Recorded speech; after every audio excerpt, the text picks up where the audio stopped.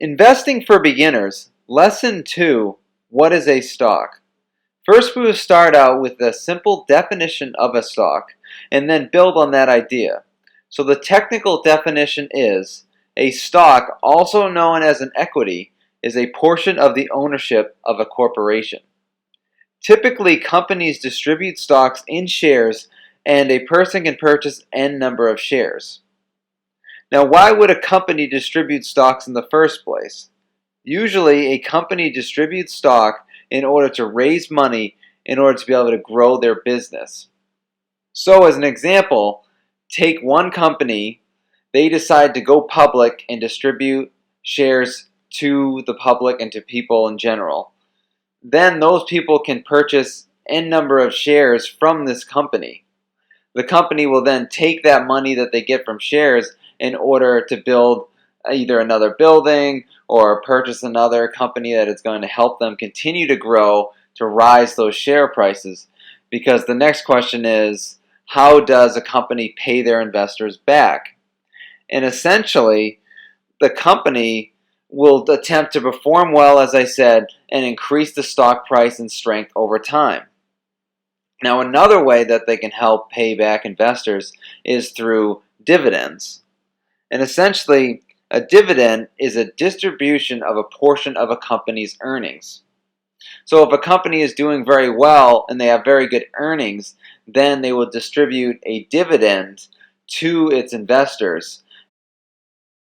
Typically, they are distributed each quarter and can be a very good source of income through your shares, because the more shares you have, the higher percentage of income you get from the company. But you also have two options when you have dividends, where you can just take the money right out of your investment, or you can reinvest the dividends into more shares.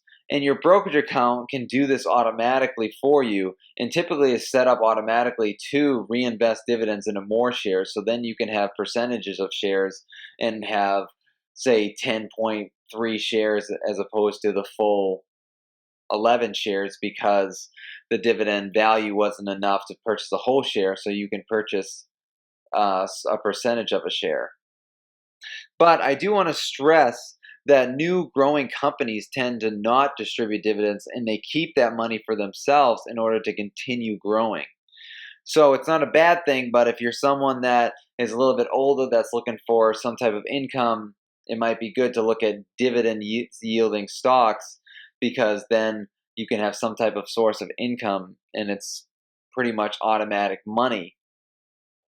Now, the company decides how much it's going to be and whether they're going to continue the dividend program or not. So you always have to be aware of that caveat in what the company is going to do in its future with its dividends. Dividends aren't covered any further because dividend analysis is out of the scope of this course, but I did want to cover it so that you can understand what a dividend is and how they are used.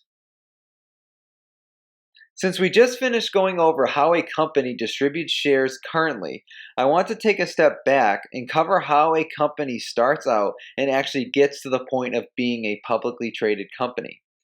Usually, a company will start off as privately held and need money to start.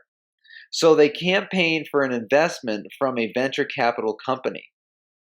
Next, the company continues to grow and needs further investments. So they distribute stocks privately to investors.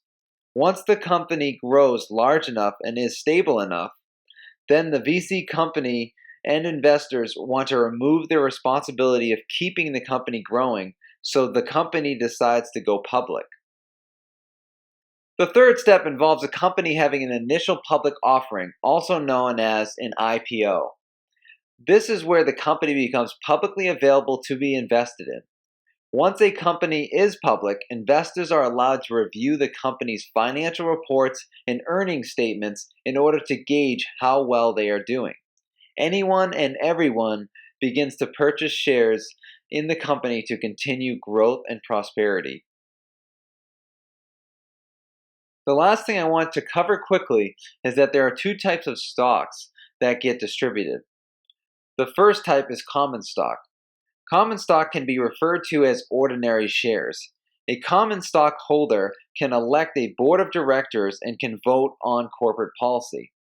If the company was to go out of business, the common stock holders would be paid off last after the bondholders, preferred stock owners, and other debt holders.